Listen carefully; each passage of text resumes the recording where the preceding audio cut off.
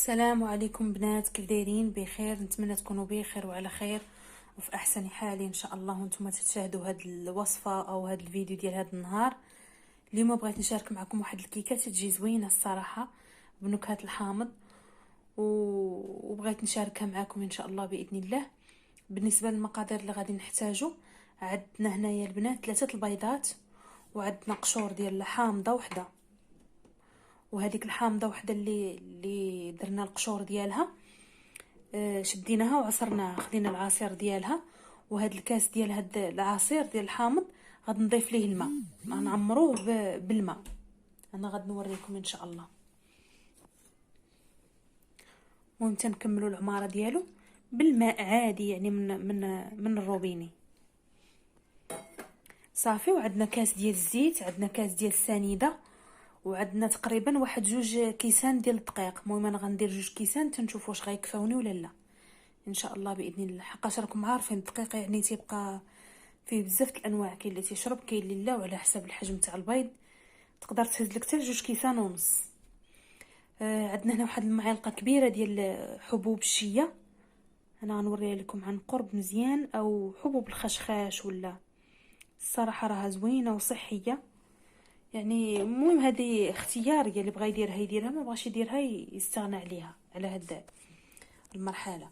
وعندنا هنا فاني وحده، وعندنا هنايا خماره ديال 16 غرام، يعني 2 خمارات ديال المغرب تقريبا.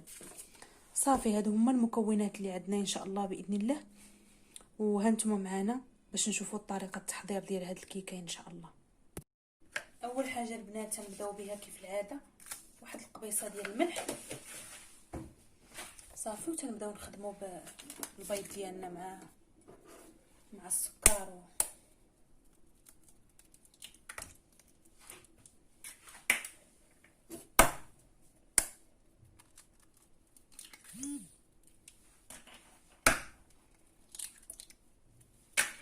وغنضيفوا ليه داك الكاس ديال السنيده،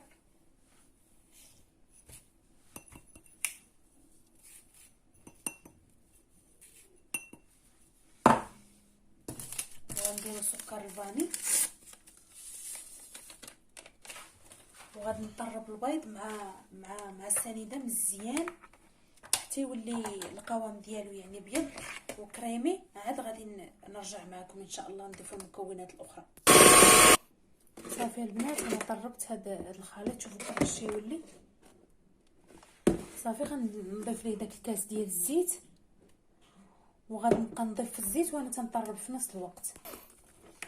دابا غادي نضيفوا من بعد ما طربنا يعني داك الزيت انسجم مع الخليط الاول ديالنا، غادي نضيفوا داك القشور ديال الحامضه اللي حيدنا القشور ديالها.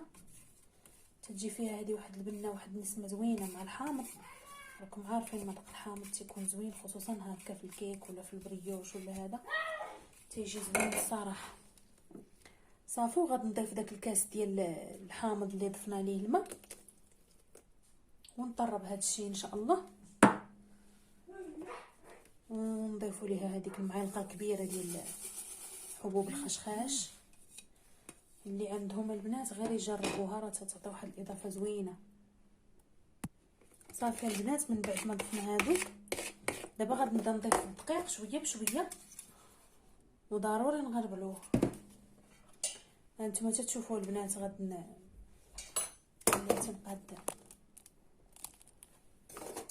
نستعمل معكم هذا الغربال اللي كنت وريتكم ديك المره، خديته من هذا تينفع بزاف، خصوصا هكا في الكيك، يعني انت تتخلطي بايد وفي نفس الوقت تتغربلي في الدقيق تتحطي فيه. بالنسبه للدقيق، الدقيق البنات ما تحطوش في مره واحده تقولي صافي راه كاين العبار، لا، واخا كاين العبار حطوه غير بشويه بشويه كنشوفوا القوام ديال الكيك. هذا باش نبقاو نضيفوه شويه بشويه.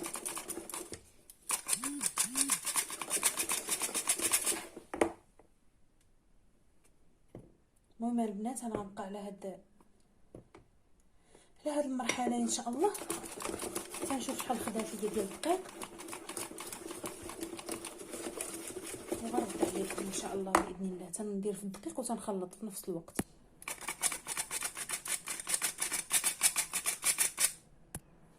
ها نتوما البنات صافي راه خدات ليا تقريبا غير دوك 2 كيسان، ما ضفت حتى شي حاجه من غيرها. وما تنساوش البنات رانا ضفت الخماره غير ما وريتكمش، بداكم تنساوها. صافي الخليط ديالنا تقريبا ها هو واجد. دابا غادي ندهنوا المول ان شاء الله بالزبده وندخلوها للفران ان شاء الله باذن الله. صافي البنات دابا انا دهنت المول بالزبده.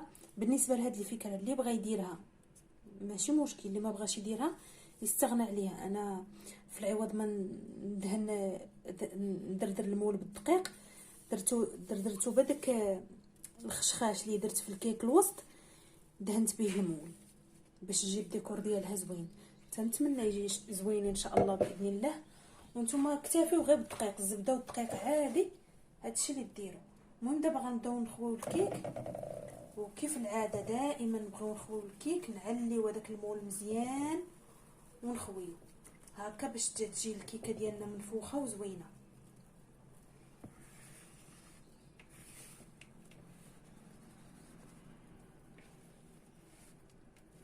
شوفوا الخليط راه تيبان زوين، يعني من الشوفه تيبان زوين.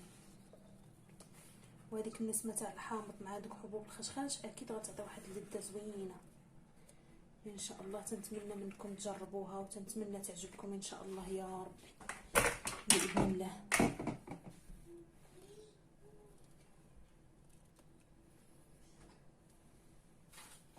صافي دابا البنات غادي ندخلوها للفران طيب على 180 درجه ان شاء الله من التحت طيب، وعاد نشعلوا عليها من الفوق ان شاء الله باذن الله. صافي البنات ها هي الكيكه ديالنا طابت وخرجتها من الفران، شوفوا راها رطبه. المهم انا خليتها بردات واحد شويه باش ملي نقلبها في المول ما يعني ما تلصقش. هانتوما تشوفوا دابا غادي نحاول نحيدها، واخا راها باقا شويه سخونه، واخا هكا باقا شاده السخونيه. هذا الفران عندي شويه تيحرق شي شويه، ولكن ماشي مشكل غتجي مقرمله شويه. المهم ها نتوما البنات نوريكم الشكل النهائي ديالها كيفاش تيجي. ها نتوما البنات الشكل النهائي ديالها صراحه تجي الديكور ديالها زوين. بغيتو تخليوها هكا خليوها، بغيتو مثلا ديروا عليها خطوط ديال الشوكولا ولا ديال الكراميل ولا اي حاجه بغيتو تزوقوا بها ماشي مشكل. شوفوا شحال تتجي رطبه. انا غادي نجيب واحد الموس ونقطعها معاكم وغتشوفوا الشكل ديالها من الداخل كيفاش تتجي رطبه. شوفوا الموس كي غادي يجري فيها. تنتمنى تجربوها البنات ونتمنى من الله انها تعجبكم. راها كيكه رائعه. شوفوا البنات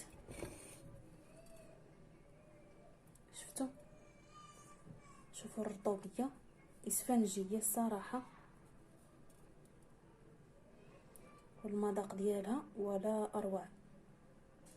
تنتمنى تجربوها وتعجبكم هذه الوصفه، علاش لا. ونتمنى منكم ما تنساوش لايك بطبيعه الحال واشتراك الا عجبكم الفيديو، ولا كنتو مازالين جداد في القناه عندي. مرحبا بكم وشكرا لكم بزاف على التشجيع وعلى الدعم ديالكم. والى اللقاء الى فيديو قادم ان شاء الله بحول الله. استودعكم الله الذي لا تضيع ودائعه.